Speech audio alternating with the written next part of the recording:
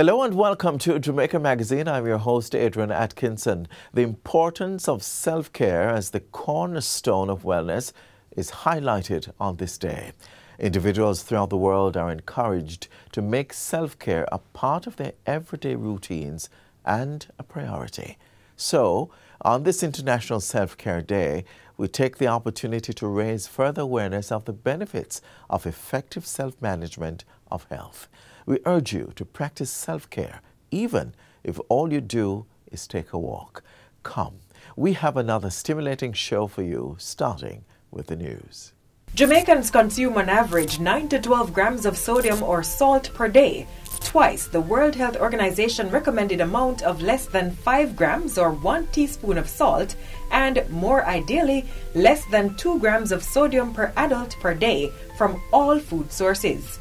This excess salt in the diet causes high blood pressure, kidney and bone damage, gastric cancer, obesity, and worsening of asthma. Reduce the amount of salt you consume to no more than 3 to 5 grams or half to 1 teaspoon per day for adults and less than 2 grams for children under 11 years of age. Let's shake the salt habit and live healthy.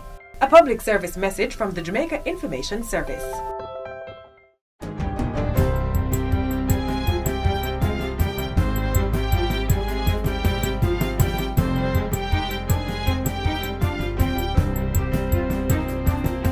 Good day, I'm Stephen McHugh, and this is your JIS News for Monday, July 24, 2023. Government is moving forward with its plans to revive the country's second-hand industry, particularly as it relates to motor vehicles. To accommodate this, Finance Minister Dr. Nigel Clark has tabled amendments to the General Consumption Tax GCT order in the House of Representatives. With the amendments, GCT will accrue on the gross profit of second-hand items, including cars that are being sold. Dr. Clark says the government is creating the conditions for economic activity while allowing a revitalization in the local market for used vehicles. This, Madam Speaker, will lead to the emergence of a new subsector in the country that we don't have, with new services that we don't currently have, where you'll have dealers offering trade-ins. The National Water Commission, NWC, has identified $170 million to undertake urgent replacement of collapsed sewerage mains in downtown Kingston. Several areas of the major market and shopping district were overrun with sewage recently. Minister Matthew Samuda subsequently led a tour of the area with local government minister Desmond McKenzie and representatives from the NWC, Central Sewage and the Municipal Corporation. Minister Samuda is assuring persons who live, work and do business in the area that all is being done to rectify the problem as soon as possible. Ultimately, no one should live in this condition, and we're putting in the work and putting in the investment to ensure that it is a thing of the past very soon. With the support of private sector individuals in the cesspool sector, sewage was being pulled from 410 meters of pipeline on West Street and 220 meters going straight into Matthews Lane.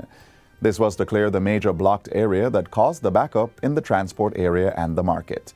In addition, new pumps bought for the Darling Street lift station at a cost of $37 million should be installed over the next few days. The local government minister says sanitization of the area will also be taking place. We will be undertaking a massive cleanup program of the area once we have stopped the overflowing of the sewage. The mayor and the KSMAC will speak to that, but we will definitely be providing the resources. We're not only going to be fixing the sewage, but the road conditions around downtown here within the market district will be taken care of. Communities in southeast Clarendon are now benefiting from improved water supply following the completion of 3 projects done at a cost of over $200 million. Minister with responsibility for water, Senator Matthew Samuda, commissioned the systems into service recently. We've commissioned 3 systems today, which in some cases have given people water for the first time. In other cases have significantly improved the reliability of that water supplies. Among them is the Portland Cottage Water Supply Project, which was completed at a cost of $117 million. It serves approximately 5,000 residents. Another 2,500 residents served by the Salt River Water Supply Scheme are seeing better flows in their pipes after a $34 million investment. $22 million was spent on the Mineral Heights tank system, which provides water to the Mineral Heights housing scheme and the Curato Hill and Halsall communities.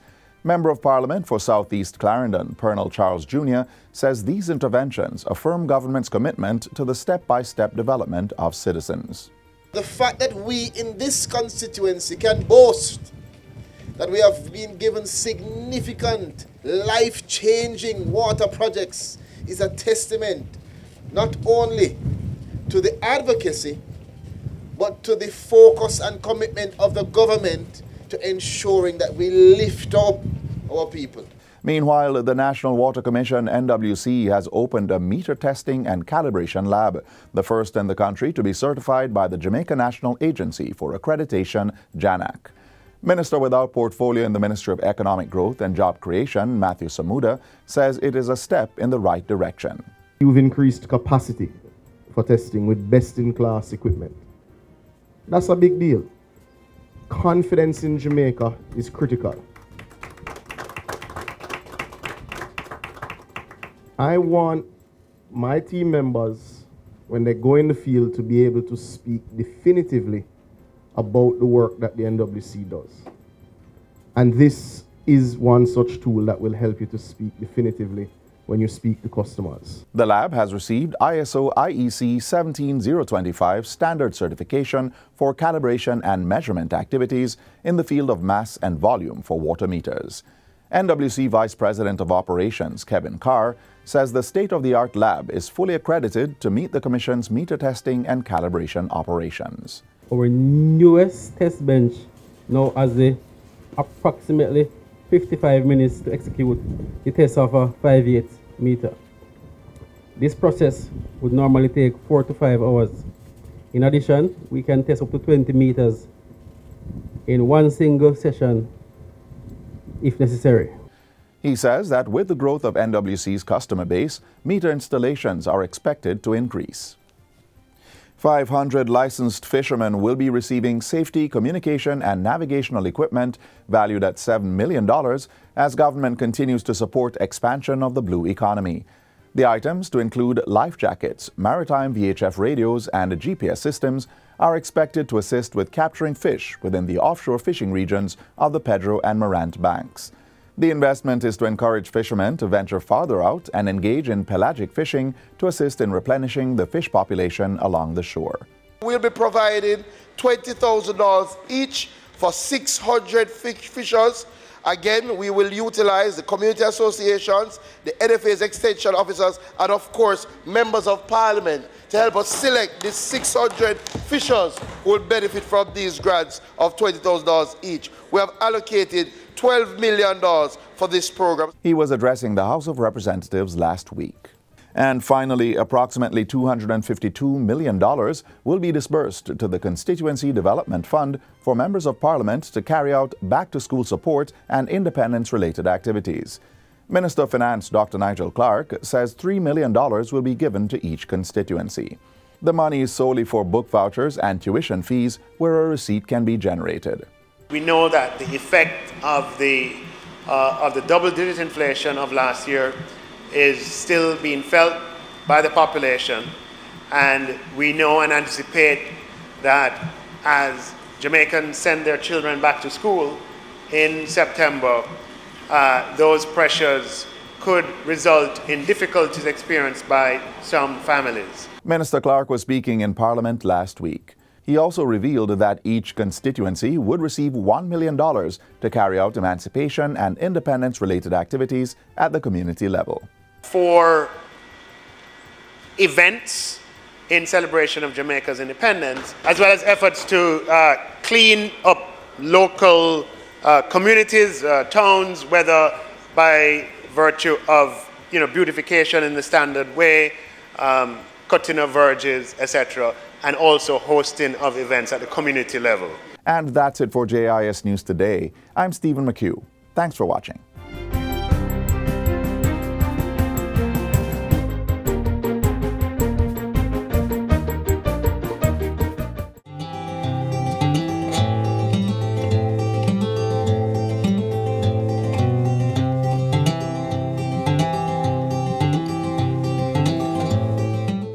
Are you aware of some of the plans the Ministry of Science, Energy, Telecommunications and Transport have for Jamaica's continued development?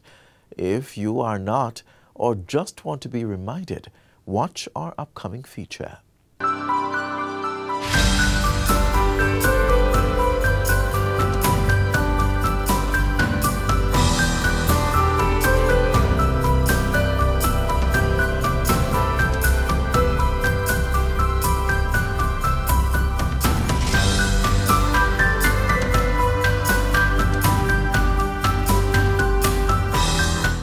My mantra and mission this fiscal year will be pursued under the theme Jamaica, an innovation nation, engaging technology, empowering our people, enabling our country. It's a theme that gives us a very clear picture of the immense opportunities for development that exist in science, energy and technology for the ultimate benefit of the Jamaican people. Before his portfolio responsibilities were expanded to include transport, Minister Dial Vaz laid out a plan for deepening the penetration and use of scientific, energy and technological advancements in fiscal year 2023-2024. On the Science and Energy Radar, a project to install the English-speaking Caribbean's first gamma irradiation facility will begin this year in Jamaica. In the short term, the facility will be integral in two major international atomic energy agencies, technical cooperation projects that are of vital concern to the country in collaboration with the SRC, the Ministry of Health and Wellness. In the long term, the introduction of gamma ray technology will be applied to other segments of the agricultural and health sectors. The SRC will use the gamma ray treatments to enhance the production of ginger, while the Health Ministry will use gamma irradiation to produce sterile male mosquitoes to control the population of the Aedes aegypti mosquito. By June 2023, the National Electric Vehicle Policy should be completed. The policy, which is geared towards the supporting of the goal and improved energy efficiency, use of energy in the transport sector to promote e-mobility and a cleaner environment, seeks to provide the overarching framework for the associated ecosystems through a three-phase strategy that comprises public awareness, alternative mobility options, and local adoption. At the same time, the ministry wants the country to immediately create a national roadmap to identify actions needed for accelerating the development of a peaceful nuclear energy program. It is important for us to recognize the broader benefits of incorporating a cost-competitive energy source, such as nuclear energy, as our dominant source of energy. The opportunities that it can present in terms of creation of new industries, employment and economic growth, and the overall well-being of Jamaicans can be enormous. The Energy Ministry is also working on the development of a real-time sensory network to track what type of fuel is being burned and what technologies are contributing to emissions in the country. The information system is a powerful visualization tool with numerous benefits, including the generation of robust data for better understanding of carbon cycling and to support the decision-making of our policymakers. Much is happening in the technology space. Government has allocated $1.2 billion for the National Broadband Initiative. This will connect another 102 schools across 6 parishes: St. James, St. Anne, St. Mary, Portland, St. Catherine and Clarendon. The Universal Service Fund is expected to spend $463 million this year for new community Wi-Fi sites. I've had discussions with the chairman of the USF, and I've had discussions with the managing director, and I've told them that we have to find additional resources and funding to give more MPs community Wi-Fis this financial year. Funds have also been allocated to form a bastion of cyber support around Jamaica. Commencing in the financial year, the ministry will be allocated a sum of $6.5 million in loans and $3.5 million in grants through a project jointly funded by the IDB and USAID to strengthen Jamaica's cybersecurity framework. In addition, through technical cooperation, it is anticipated that the country could benefit from an additional $500,000 for cybersecurity policy and legislation. The budgetary allocation for the Jamaica Cyber Incident Response Team, JASERT, has been increased by $20 million. This increased allocation will ensure that the following operational objectives are implemented: a coordination of public-private partnerships, focus on identification, analysis, and mitigation of risk from cyber and physical threats to internet-facing resources, national critical information and infrastructure. Ensuring a thriving science, energy, and technology sector is critical to the future of the Jamaican economy. It's critical to growth creation and raising national productivity.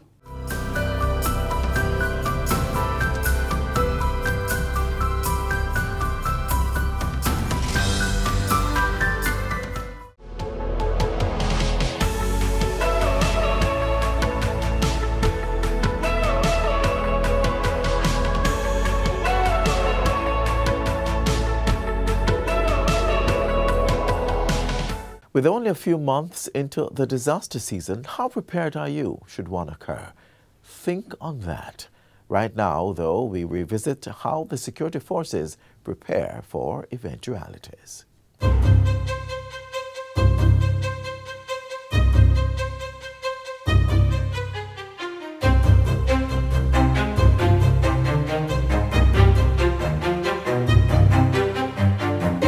Jamaica is prone to earthquakes. The country's susceptibility to this natural disaster is because the island sits on a very active Caribbean plate margin. An earthquake is a sudden violent shaking of the ground as a result of movements within the Earth's crust or volcanic action. Although earthquakes can be devastating, the country's security forces are equipped to deal with any eventualities. Once an earthquake happens, both the Jamaica Constabulary Force and the Jamaica Defense Force will initiate procedures and set up their communication centers to disseminate information. An individual from each entity would be the liaison officer between the Office of Disaster Preparedness and Emergency Management, ODPEM, and the security forces. This will aid in efficiently deploying individuals to affected areas. In the initial phase, the JCF would establish a command post at the Police Emergency Communication Center, gather information as to what transpired or what occurred, and to provide that information to ODPEM.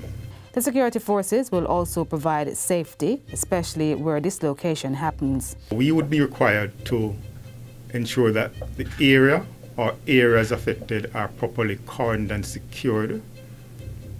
We'd have to ensure that routes leading to and from our major hospitals are clear, or to provide information as to the clearest and safest routes to and from those hospitals, and ensure that they are maintained in a safe manner for the emergency units to respond.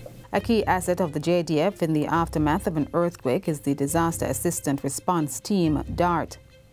This team includes specialized engineers, medical practitioners, and logisticians, among others. They are so equipped that they can be moved to anywhere in the island and be self-sufficient for a period of time in assisting ODPEM or the government of Jamaica in general with any disaster. The JDF has many capabilities. Its engineers can help with heavy equipment and search and rescue, while its medical personnel can be projected to other places across the island and assist the Ministry of Health with providing care to injured persons. The JDF also has an air wing that comes in handy during disasters such as earthquakes. There are strategic aircrafts that we're able to use to hoist goods, equipment, etc. as required from one place to another. In an earthquake, the likelihood of the roadways being blocked or congested exists, and as such the movement of cargo, etc. for assistance will be reduced. And if there is a fire after an earthquake? Our aircrafts are also equipped to move personnel as well as to assist the JFB, particularly in areas where we might have fires, fires in urban areas, etc. we are so equipped to use what we call a Bambi bucket system to douse such fires. The additional assets of the Defence Force provide further assurances to other sections of the island as well. Now, in the JDF, all soldiers are disaster risk officers. So for those that are in the western side of the island, if the disaster is concentrated in the western side of the island, they have the basic training that is required to then start the process of assisting the ministry elements, ODPM, etc. There until our specialized elements are moved to that area. Unfortunately, when disasters happen, sometimes there are unscrupulous individuals who carry out acts to capitalize on the vulnerability of others. Both the JCF and the JDF say they are able and willing to prevent crimes of opportunity. Ensure that those who would want to seize the opportunity to commit crimes, such as looting, don't get that opportunity. Of course, last but not least, the JDF assists the JCF with internal security, policing, so to speak, within the country. In an earthquake situation, there might be need for key point protection, protecting of key installations to prevent theft, etc. We are ready and able to deploy to assist the JCF to ensure that these things does not happen. Jamaica has had several major earthquakes and tremors. The earthquake unit, which records seismic activities on the island, recorded a 5.4 magnitude earthquake on January 13, 1993. It was the most significant earthquake recorded since 1957. As a result of this earthquake, Jamaica experienced damage to houses, buildings, and other infrastructure. So although there are no specific times for earthquakes to strike, citizens and other individuals can be assured that the security forces are ready to act if a seismic activity occurs.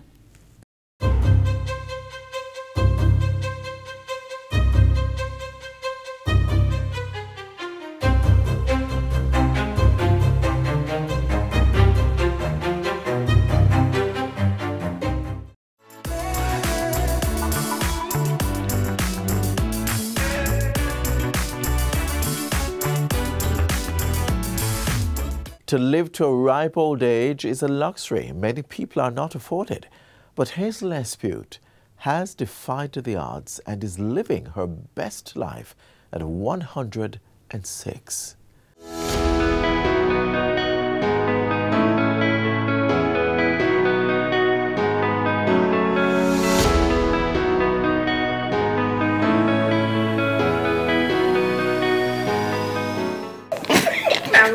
Mrs. Hazel Veronica Veronica, ladies and gentlemen, who turned 106 in January of this year, is showing no signs of slowing down. Oh, to be alive in such an age! What must that saying be like for the woman who lived during World War II or was already a full-blown adult during colonial Jamaica? Here she is memorizing the then national anthem. But we're getting ahead of ourselves. Let's start from the beginning, shall we? What was it like growing up in Jamaica in the 1970s? Far different now. It was wonderful, you know, people could relate to each other. Raised in McIntyre Villa, Hazel stresses that though she was born at 2 Somerset Avenue, she came to Vineyard Town as a tiny thing, and so it is this part of the Little Rock that she claims. She reminisces about having a wonderful childhood in a 2-parent household with her 3 brothers and all the love it had. But Miss Hazel's greatest love is cooking. A stalwart in her community, she was always preparing food for its members. Her favorite meal to prepare? Oh Lord, it's stewed peas. Add some curry goat, some stewed beef and rice and peas to that. The mom of 2, who was a housewife, also worked briefly as a hairdresser. What was the hairstyle that most people wanted you to do for them? The bang. You remember when the bang used to be in, and the, what do you call it now? I forget these things, you know. But the bang, I remember, used to come down right over the forehead and high up. What do you used to call that now? Cutter. You remember that name? I forget the other name, but that time was that name. She's very fond of her club and the work that she does in her community. I had the club running. It started in 1977. And so every year I'm out. And I have the treat for the children. After the anniversary is the treat for the children. And then I'm out here all the while to carry on with those things. It's work that has been recognized by many organizations, bestowing their love and appreciation for the wonderful things she continues to do. Another one of her loves, Khalees Bradshaw Davis. She's my great-granddaughter. Great-granddaughter? Yeah, my beloved. Is your beloved? My beloved #1. See how she pretty? You can't put this on camera, you know. Your other grandchildren are going to be very upset with you, you see? You know what they say about laughter. But even while remedying the soul, she was able to take us through a dark period in her life, one that coincidentally had historical significance. My husband was badly beaten at that time, had to be treated at the hospital. She recalls what is now known as Black Saturday, a term used when referring to the labor unrest of 1946. Her husband, Donald Espute, was picketing when he got caught up in the turmoil that ensued. I was on my way to town, to Kingston, and I heard what was going on, and I climbed up to window door. My husband was by the gate, or by the top gate. Duffy Gate? No, not Duffy Gate. Duffy Gate is upstairs. We're talking about Windward Road, you know. Oh, okay. Yeah, the top gate of Bellevue. She encountered a difficult period due to her husband's poor health and the long trial that followed. All that she recalled, while still being able to laugh at her near-death experience. I had to run for my life too. Yeah. At the time? Yeah. I will soon see me here now. She admits she isn't very active these days due to pains in her leg, but even so, she is making strides. What could her secret be? Is it exercise? A secret diet? I don't know, well, it's just by God's help. Of course, a little exercise and diet can only help. After all, faith without works is dead. And Miss Hazel is all about her faith. The centenarian still visits church, mostly during Easter, as they depend on her every year for the crucifixion poem. He is despised and rejected of men, a man of sorrow and acquainted with grief.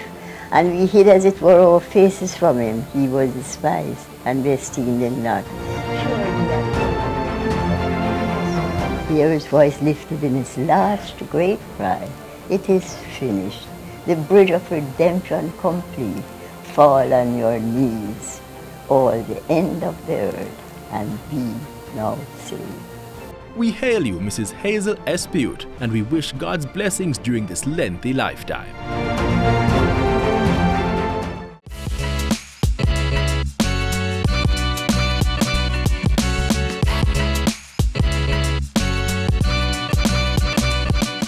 Thank you for being with us today on Jamaica Magazine. But just before we go, remember, rest and self-care are so important. When you take time to replenish your spirit, it allows you to serve from the overflow. You cannot serve from an empty vessel. Do join us again tomorrow for another interesting journey. Of course, you can visit our website, jis.gov.jm, for more news you can use. On behalf of the entire team, I'm Adrian Atkinson. Thank you so much for watching.